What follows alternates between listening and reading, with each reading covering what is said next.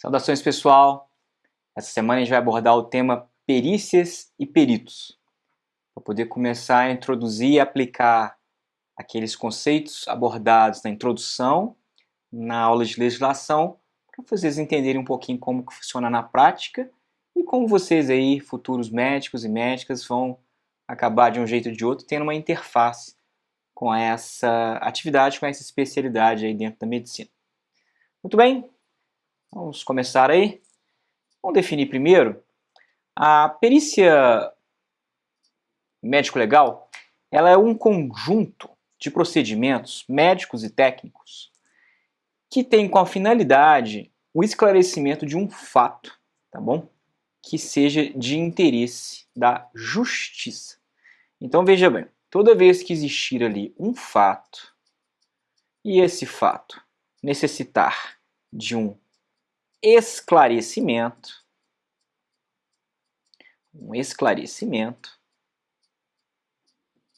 eu então vou precisar de uma avaliação médico-legal. Veja bem que nessa definição deixou ali para a justiça, mas por vezes esse fato para ser esclarecido pode estar em âmbitos administrativos, como por exemplo a perícia do INSS, que precisa esclarecer se determinado indivíduo ali está capaz ou não para o trabalho. Pode ser uma perícia, por exemplo, para esclarecer se o indivíduo tem capacidade ou não para conduzir um veículo automotor, é a perícia que é feita lá no Detran, e por aí vai. Pois bem, vejam que a perícia, então, é um ato, né, que a autoridade vai, na verdade, a autoridade vai nomear um perito para que neste ato pericial procure, então, levar informação para conhecer, por meios técnicos e científicos, a existência ou não de certos acontecimentos capazes de interferir na decisão de uma questão judiciária ligada à vida ou saúde do homem, ou que com ele tem relação. Então, qual que é a lógica disso? A autoridade, que não tem conhecimento ali médico, ela precisa de um técnico. Quando a gente fala de técnico, a gente está falando de alguém que tem ali a mais elevada capacidade de esclarecimento em determinada área de conhecimento médico, que é o que a gente está explicando aqui, né? Vejam aí esse caso do Finance Case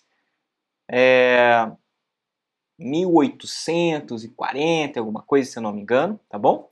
Ele era ali o chefe de uma operação que estava sendo feita para abrir rodovias lá nos Estados Unidos, e ele ficava com esse bastão de ferro, e ele posicionava os explosivos onde precisava abrir a linha que o trem iria passar, a linha férrea, né? E ele pegava esse bastão e testava para ver se o explosivo estava bem posicionado. Só que em determinado dia, o que ele fez? Ele bateu com um pouco mais de força ali com aquele bastão, houve uma explosão, esse bastão de aço ele foi projetado para o rosto do Sr. Phineas, que é esse senhor aqui que está na imagem, e o que aconteceu foi que esse bastão perfurou o seu crânio e foi projetado lá, não sei ao certo, foram 20 ou 30 metros de distância, causando uma lesão gravíssima aí no crânio, no seu olho, ele ficou cego desse olho, e no seu cérebro na parte anterior. Esse caso ele é muito estudado na neurociência porque ele abre um ponto de questionamento do funcionamento do lobo frontal, né? Existe um artigo que foi escrito explicando sobre isso. A neurociência mudou bastante depois desse caso. Eu vou explicar aí o que aconteceu. Essa imagem do crânio, né, dele, o crânio dele está exposto em um museu que chama Warren Anatomical Museum, que está na Universidade de Harvard, nos Estados Unidos, né, é um museu da anatomia que existe lá. Então esse crânio dele está exposto lá. Mas o fato é o seguinte, pessoal. Quando a barra de ferro fez aqui, ó, a projeção e destruiu aqui, né, o olho dele, né, e destruiu essa região anterior aqui do cérebro, isso aí afetou o lobo frontal.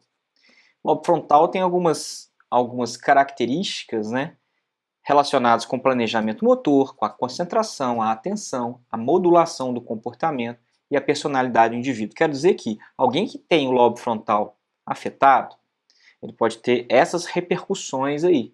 E o que aconteceu lá com o Phineas foi algo interessante, porque ele era uma pessoa dócil, ele se relacionava muito bem com as pessoas que ele coordenava, ele era um excelente líder, e de repente depois do acidente, né, ele conseguiu recuperar da grave lesão que teve, ele nunca mais conseguiu liderar, né, um time, liderar uma equipe.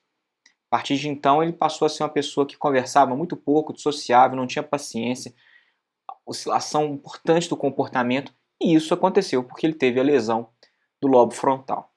Agora vejam, se a gente está falando de causa e consequência, e se a gente está estudando aqui, né, um dano, né, estudando aqui uma lesão, né, a gente falou agora há pouco aí na outra aula de lesão grave, lesão gravíssima, veja do que trata aí essa lesão, né, lesão severa, e a gente pode caracterizar até mesmo de acordo com o nosso Código Penal atual como lesão gravíssima, porque a partir desse evento ele nunca mais conseguiu trabalhar na função que ele sempre trabalhou, passou o resto da sua vida trabalhando, fazendo em shows de espetáculos do tipo circos.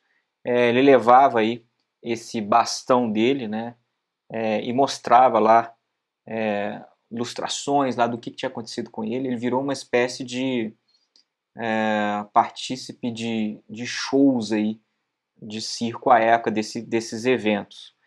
Para que a gente possa dissertar sobre esse caso e falar sobre o caso, a gente tem que ter conhecimento aqui, por exemplo, de neuroanatomia, de neurofisiologia, de um exame neurológico, das repercussões que isso acontece aqui, por exemplo, na placa motora, né, na fibromotora, por exemplo. Então a gente tem que ter conhecimento ali de fisiologia de músculo.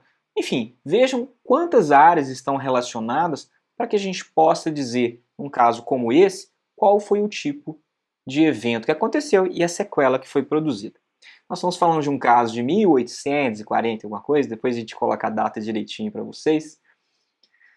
Mas vejam aí que há mais ou menos uns 3 ou 4 anos, olha o que chega para mim dentro do meu consultório para fazer uma avaliação, um caso bastante grave de uma lesão severa craniana, e a pessoa que eu avaliei chegou com o pedaço ali do crânio para poder me mostrar lá o que ela tinha perdido, e esse aqui foi o exame de imagem que chegou para mim, mostrando ali uma perda ali de boa parte de uma massa encefálica ali, né? A reconstituição 3D, a gente consegue ver bem aí, né, uma alteração aqui, ó, bastante importante, e esse indivíduo aí, ao ser avaliado, ser examinado, ele indicou alterações que comprometiam ali o seu lobo frontal.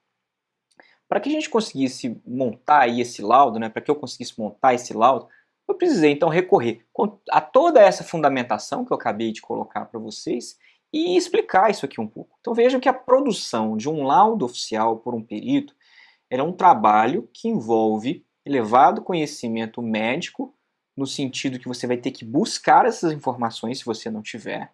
E se você já as tiver, você vai ter que organizá-las e sistematizá-las num laudo. Vocês lembram na nossa aula lá do 6º período, que eu falei de documentos médicos para vocês? E eu expliquei como eram lá a organização e a sistematização de um laudo oficial. Aquele que não lembrar muito bem aí, volta lá no EAD, dá uma olhadinha em documentos médicos para poder recordar um pouquinho isso aí, porque talvez seja importante para entender como é que o laudo, né, ele é elaborado, tá bom? Lembrando que laudo é um documento elaborado por um perito que é requisitado pela autoridade. Por vezes a gente fala de forma equivocada, né?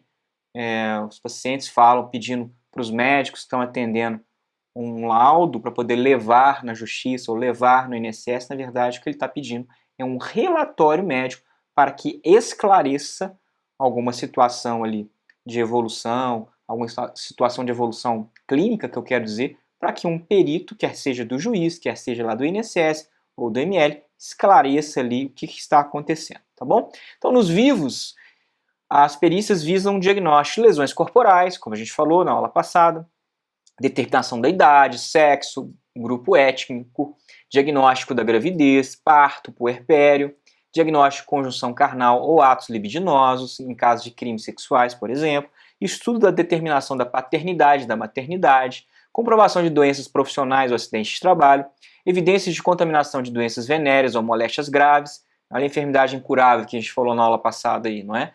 Diagnóstico de doenças ou perturbações graves que interessam, por exemplo, no estudo do casamento, da separação e do divórcio.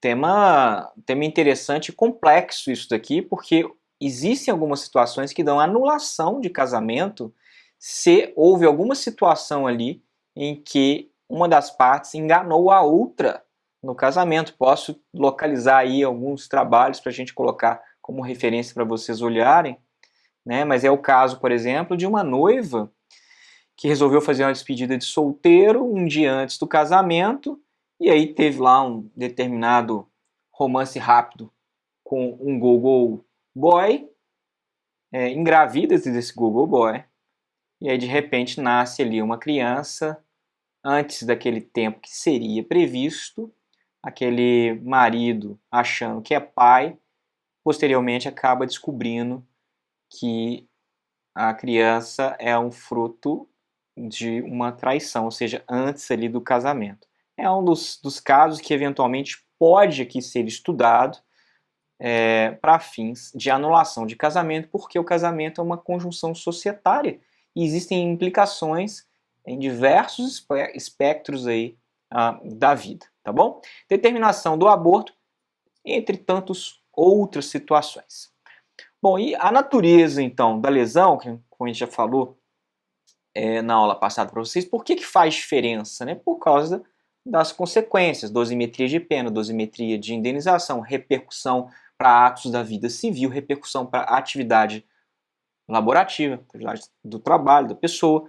E eu dei o exemplo aqui desse olho, inclusive, né, com a lesão, e aqui com uma dissociação aí simpático para simpático, né, fazendo uma pupila que não responde mais à luz. Dei até o exemplo lá do cantor David Bowie na aula passada. Para que a gente consiga então fazer essa avaliação adequada, uma avaliação pericial minuciosa, um exame detalhado, né, é necessário. A gente precisa fazer uma anamnese aprofundada, uma anamnese diferente, a gente chama de anamnese clínico-pericial, e uma avaliação em exame físico que ela é bem detalhada e vamos confrontar isso com os achados, os documentos médicos assistenciais da evolução do caso. Então veja que a gente vai jogando aí uma espécie de um jogo de raciocínio, a gente vai unindo os elementos para que a gente produza o laudo e entregue para a autoridade que requisitou. Bom, nos cadáveres, né, a gente falou de vivo, vamos falar de morto, tem como objetivo, além do diagnóstico, estudar a causa da morte, né? A causa jurídica da morte e o tempo aproximado da morte. Existem métodos para calcular quantas horas ali ou dias de morte aconteceu. Vocês vão ter uma aula aí de tanatologia com a professora Yara e ela vai colocar alguns critérios para vocês. Ela participou aí das investigações, das análises periciais do crime de Brumadinho e ela participou ativamente da identificação de muitos corpos e aí muitas vezes isso aqui, o tempo aproximado de morte, ele deve ser indicado. Então a identificação do morto também, né? Diagnóstico de presença de veneno, suas vísceras, retirada de um projétil, né? Ou qualquer outro procedimento que seja necessário. Pois bem, então vejo aí, né, um cadáver que está localizado, uma pessoa morta ali, e aqui também uma pessoa morta, mas você está vendo aqui apenas as botas dessa pessoa. Vocês imaginem se de repente tem uma inundação em uma área, mata lá algumas pessoas, essas pessoas são localizadas, são identificadas, mas alguém resolve, por exemplo, assassinar uma outra pessoa, ou seja, com um projétil, atirar com arma de fogo, e jogar essa pessoa na lama para parecer que morreu lá do acidente, lá da lama, por exemplo, da inundação que aconteceu. Né? A partir do estudo desse corpo, é possível identificar uma série de alterações. Recordo-me agora de um caso que um colega me contou há mais ou menos uns 10 anos, que um filho tomava conta de um pai idoso, e todo dia esse filho colocava esse sol algum tempo, colocava esse pai para tomar um sol pela manhã, e um certo dia esse filho deixou esse pai tomando sol, esse pai não tinha movimentação, tinha uma sequela de um AVC, e esse filho foi trabalhar e esqueceu o pai no sol. O que aconteceu é que ele se lembrou que tinha deixado o pai lá muito tempo depois, e quando ele retornou, o pai havia morrido. E a grande questão é, se esse pai havia morrido pela exposição ao sol e desidratação ou se alguma outra causa natural de morte aconteceu independente desse fator esquecimento. Porque se ele foi esquecido em um local, né, de estresse ambiental, como é a exposição ao sol, a cidade lá, uma cidade muito quente, que batia temperaturas de 40 graus, esse filho pode ser eventualmente imputado ali o crime de homicídio culposo. Mas, se do estudo do corpo demonstrar que houve uma morte natural, de nada esse filho aí vai ser imputado. E isso só vai ser possível com estudo detalhado do corpo. E aí eu estou dizendo que, inclusive, estudos anátomo-histológicos, histopatológicos vão ser feitos, cortes da pele, olhar no microscópio, fazer uma análise completa, micro e macro, para saber como é que foi a evolução daquele óbito, né? Como é que esse óbito aconteceu. Então vejam, é exatamente isso aqui, ó, esclarecer, né? Identificar, esclarecer qual foi a causa ali jurídica da morte, tá bom? Pois bem, esses aqui são esqueletos que foram encontrados em 2009 e esses esqueletos existiam que tinham cerca de 5 a 6 mil anos que estavam ali enterrados. Eles achavam que era um corpo de um homem e de uma mulher, né? Estou falando aqui de esqueletos, porque os esqueletos, fundamentalmente, quando a gente faz perícia disso, né? O professor Iara é uma grande autoridade, né, de antropologia forense. Essas perícias, existem especializações, né, dentro das áreas aí da medicina legal, da perícia médica. As perícias, então, vão ter essa finalidade, normalmente, de identificar, né, quando possível, a causa da morte. Você imagine pegar ali um conjunto de osso e tentar identificar o que determinou a causa morte disso. É realmente um trabalho de bastante investigação, de bastante inteligência médico-legal e aplicada. E o professor Iara trará para a gente aí bastante contribuição esse semestre, né?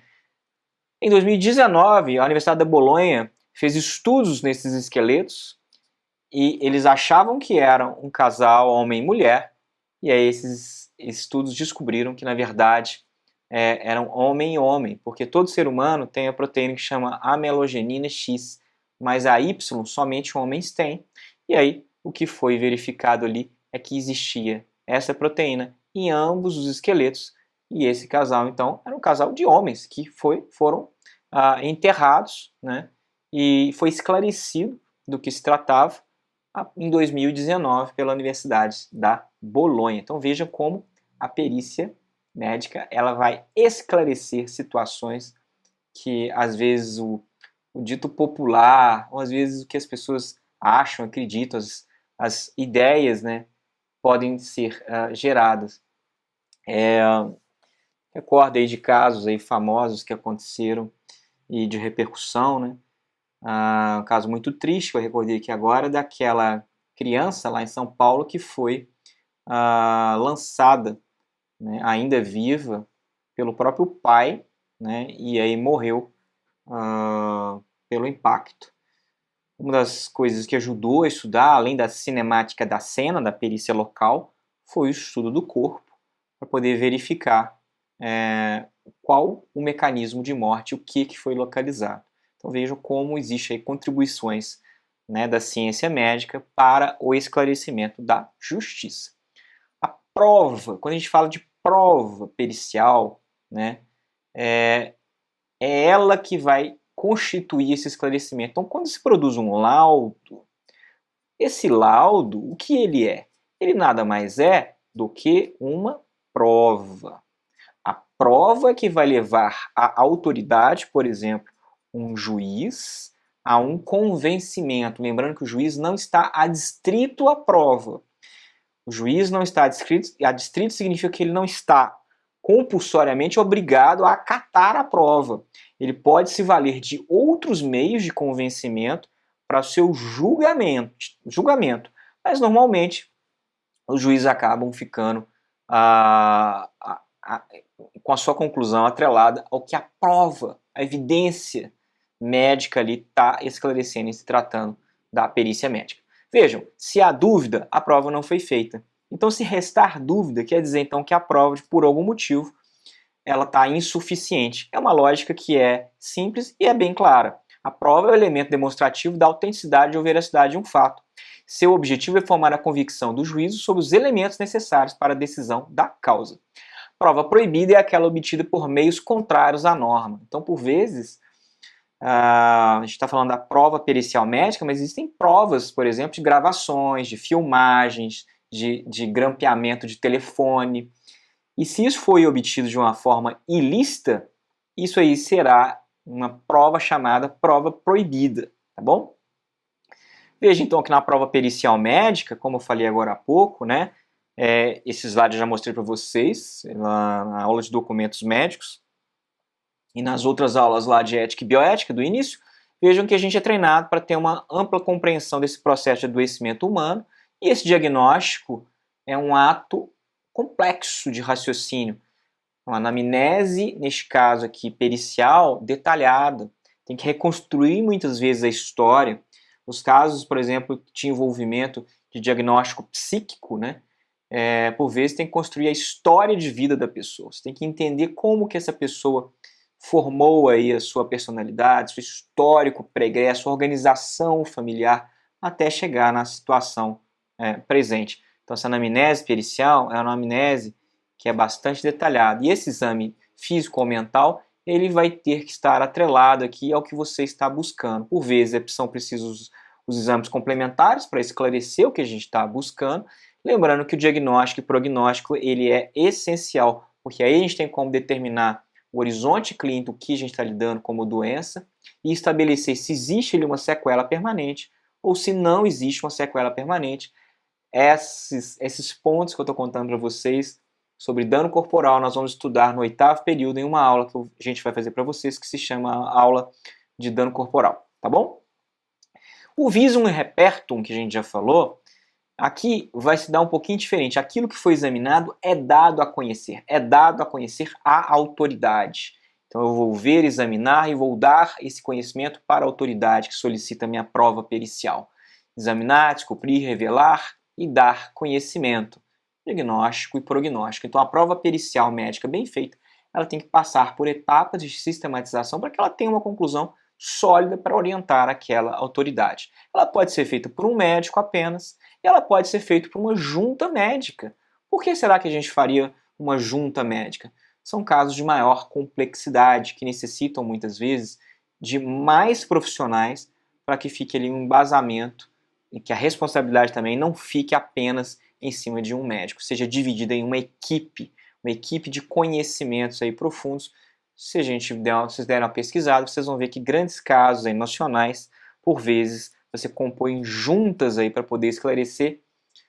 Posso citar aqui um exemplo genérico para vocês. Normalmente, quando algumas pessoas vão presas, né, envolvidas aí em escândalos, em crimes, assim, de levada monta, essas pessoas querem dizer que não podem ser presas no presídio porque estão doentes e precisam ser presas em casa. E aí, por vezes, alegam N doenças, como são casos, às vezes, de repercussão muito grande, em debates muito intensos, para que não fique na mão apenas de um médico avaliar. São formadas essas juntas médicas para que seja decidido ali dentro de uma equipe de conhecimento. Normalmente, quando isso acontece, são autoridades de conhecimento científico para resolver ali a questão. Tá bom? Muito bem. Esses atores vocês devem conhecer, não é? Nos filmes aí que vocês assistem, gostam de assistir e tal.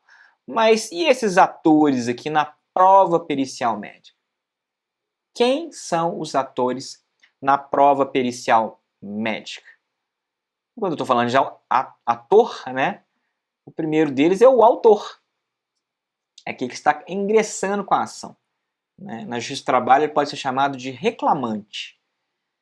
E vai existir um réu, que é a pessoa com quem essa pessoa está entrando com a ação. Então, se você é um médico que está sendo processado por um paciente, o paciente vai ser o autor e você, médico, vai ser réu.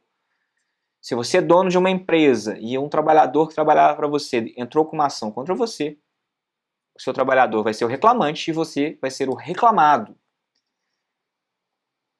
Um juiz vai analisar essa demanda, né? O Ministério Público, normalmente, ele tem envolvimento quando existem fatos de interesse societário, né? Então, por exemplo, o Ministério Público está envolvido no crime de Brumadinho. Por quê? Porque tiveram repercussões para diversas organizações societárias, local, nacional, estadual. Então, tudo que tiver interesse social coletivo, o Ministério Público vai entrar e vai utilizar todos os instrumentos para poder imputar aos responsáveis aquela consequência. No caso, eles estão usando aí o que? Tudo que tem dentro do Código Penal e Civil para fazer as reparações aí para essas pessoas, tanto do ponto de vista pecuniário, quanto também imputar a responsabilidade de acordo com o Código Penal para colocar as pessoas que forem responsáveis na cadeia, tá bom? O processo, pessoal, quando se fala em processo, vocês pensem que é o fluxo dessa análise. Desde o momento em que esse autor entra lá com a informação de demanda, o médico fez errado porque ele deveria ter olhado no meu olho, né? E aí você que é médico réu, por exemplo, você vai se defender.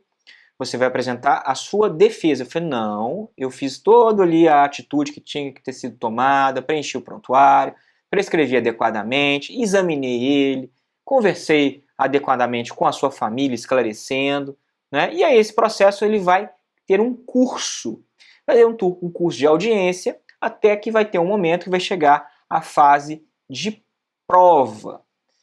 De prova, eventualmente, pericial médica, prova testemunhal, prova documental e por aí vai. Então isso vai estar dentro do âmbito da justiça. O poder da polícia, normalmente, ele está quando são investigados crimes, né? Então tem a figura do chamado delegado de polícia. Então, por exemplo, tem uma agressão, tem um acidente, tem alguma morte. Então vai haver um inquérito policial. Esse inquérito policial, então, depois vai virar um chamado processo penal, tá bom? E quando se tratar da prova pericial, existem duas coisas importantes a se saber.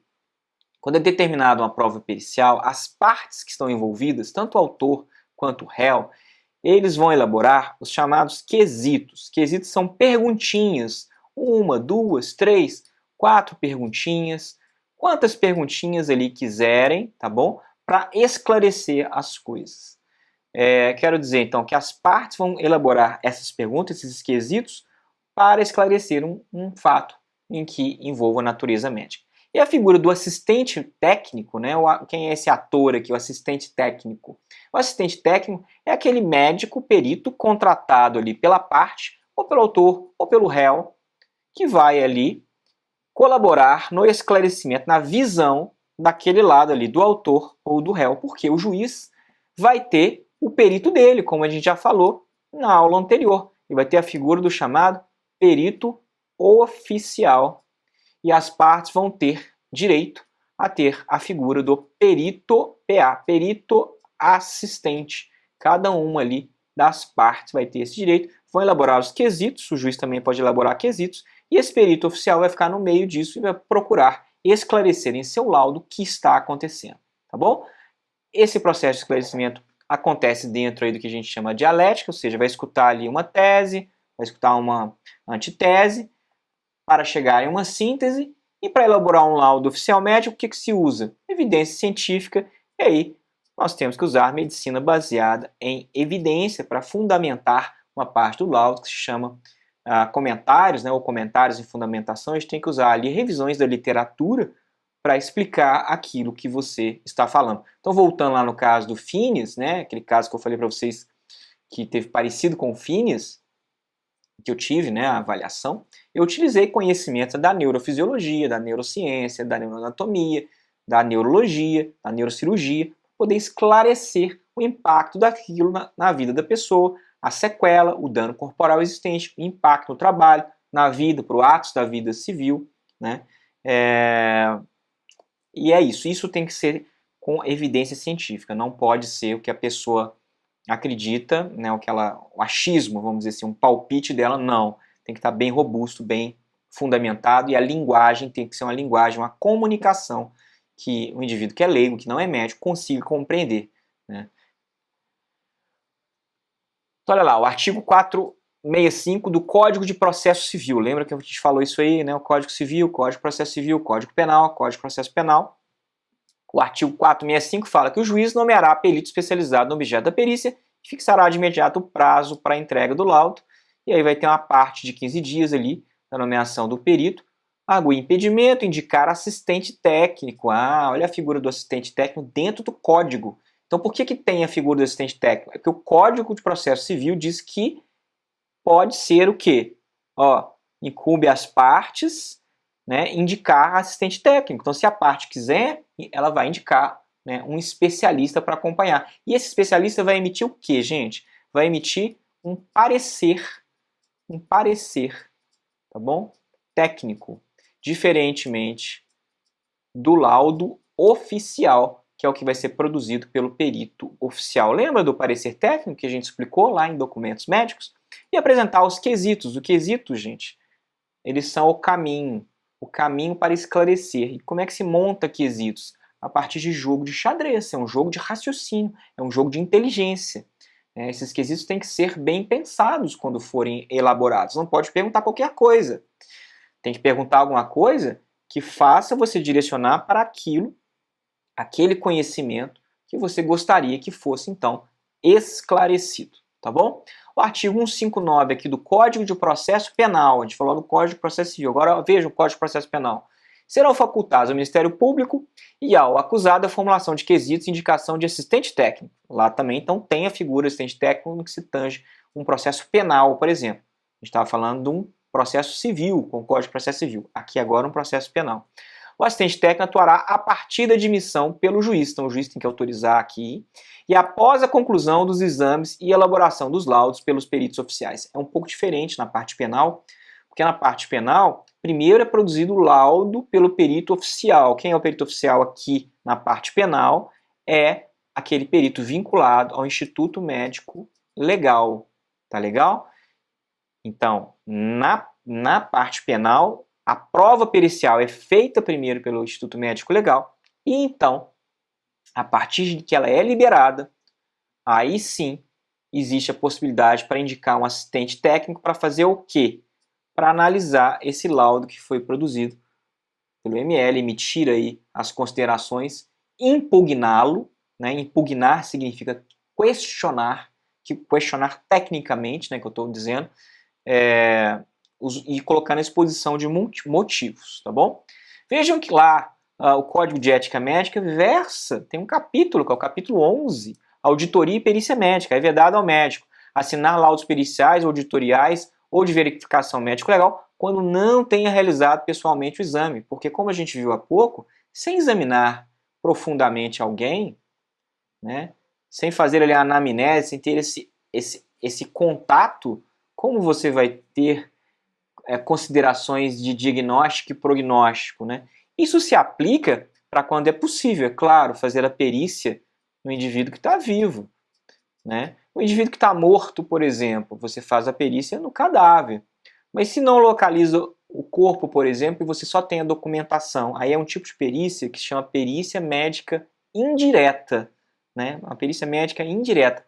Esse artigo 92 ele se aplica quando é possível examinar alguém, né, ou o corpo. Então, a perícia médica direta. A diferença, então, da perícia médica direta para indireta é que na indireta não se analisa, né, o indivíduo, porque não é possível analisar. Então, analisam-se documentos de interesse médico legal.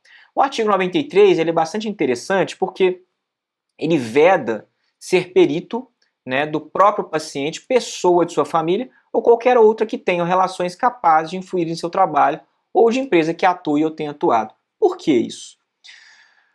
Porque se o juiz me chama para poder fazer uma avaliação e essa avaliação, né, que eu vou fazer é de alguém que eu posso ali, de certo modo, me influenciar, ser tendencioso para aquela pessoa porque eu gosto dela ou porque ela é minha inimiga, então eu quero fazer tudo ali contra, né? Isso não pode acontecer e é vedado lá pelo Código de Ética Médica. Então, pelo exercício profissional, isso aí está vedado pelo artigo 93. O perito oficial ele tem que ser alguém isento, para que ele faça uma análise técnica e imparcial, que o objetivo dele é esclarecer fatos, lembrando, a partir de medicina baseada em evidência, ou seja, evidência científica, e não na opinião dele, não na emoção dele, tá bom? E o artigo 94 é intervir enquanto função de auditor, assistente técnico ou perito nos atos profissionais de outro médico, ou fazer apreciação em presença do examinado, reservando suas observações para o relatório. Artigo 95, realizar exames médicos periciais de corpo de delito em seres humanos no interior de prédios ou dependências de delegacia de polícia, unidades militares ou casos de detenções e presídios. Não se pode fazer perícia médica em local inadequado, como foi citado aqui. Tem que ter o local adequado para você poder conseguir examinar e atender e conduzir da melhor forma possível, tá bom? Vejam aí, notícia do jornal Globo, né, G1 ali, 31/5/2016, denúncia de sindicato de Campinas, geração contra fraudes em perícias médicas. Na Operação Hipócritas, 24 pessoas são réis por fraudes em perícias trabalhistas. Então, olha só, é uma operação que chamou Hipócrates, né? Prendeu lá, todas as denúncias foram recebidas pela Justiça Federal, acusados de tomarem réus nas ações criminais. E aí o Tribunal de Justiça anulou as decisões que foram dadas baseadas em laudos que eram falsos. Então olha o que parece que aconteceu aqui nesse caso. O perito, que era para ser aquela pessoa isenta, ele estava se vendendo, ele estava ali sendo comprado por interesses monetários para desviar a finalidade que não a de buscar a verdade real dos fatos utilizando ciência. E, se eu não me engano, um dos casos aí, um dos juízes, ele achou muito esquisito uma determinada pessoa que estava sendo avaliada que perdeu uma mão e aí não vinha lá nenhuma descrição de perda daquela mão e tão somente falava que não existia nada para ser ali valorizado. Houve uma divergência de informações, se eu não me engano foi aqui nesse caso mesmo, mas uma divergência absurda que chamou a atenção. Então, um dos atores envolvidos foi o chamado Ministério Público do Trabalho. Porque será interesse aqui do Estado, será interesse da União investigar isso aqui adequadamente, porque ocorreram prejuízos para inúmeras pessoas, para a justiça, para a sociedade, para empresas que foram eventualmente condenadas indevidamente ou devidamente, mas estava a partir de laudos que eram falsos, e aqueles médicos e médicas que assinaram esses laudos falsos e participaram desse esquema viraram réus aí em uma ação, né, em que foram imputados N crimes, além de questões de eventual ressarcimento de questões pecuniárias, tá bom, pessoal? Honorários médicos, né? Os honorários médicos para perícia, né? Se for um indivíduo que é um médico ou médica, perito do IML ou do INSS, normalmente tem um salário fixo, uma carga horária aí que pode variar aí de 30 a 40 horas semanais. É um servidor concursado, então ele recebe aí um salário fixo por mês para fazer lá uma quantidade de laudos, uma quantidade de trabalhos ali que lhe é designado. O perito oficial do juiz, os honorários são depositados por uma das partes envolvidas ou ele vai para a chamada justiça gratuita, em que existem aí verbas da União Federal ou verbas do Estado para pagar esses honorários. E, por fim, o perito assistente da parte, né, o assistente técnico que a gente falou agora há pouco. Quem é que vai remunerar? Será tão somente a parte. E quanto é, né, que essa pessoa, que esse médico, perito ou médica perita vai cobrar? Quanto ele quiser, afinal de contas é um trabalho dele. Não tem alguém contratando? Se ele achar que o trabalho dele, o valor justo é X elevado ali a 10ª potência, esse é o valor. Se a parte for contratar, vai pagá-lo e remunerar. Normalmente, os assistentes técnicos, eles são mais bem remunerados do que esses outros atores que vocês estão vendo acima ali. É isso que eu gostaria de falar para vocês aí sobre perícia e peritos. Deixo vocês com a frase de Marie Curie: na vida não existe nada a se temer, apenas a ser compreendido. Vejo que quanto mais a gente aprofunda a nossa compreensão sobre o desconhecido, mais a gente vai observando em que a verdade tem diferentes óticas e é preciso então o conhecimento científico para que a gente possa esclarecer essas situações. Muito bem, muito obrigado pela atenção de vocês e até o nosso próximo encontro. Tchau, tchau.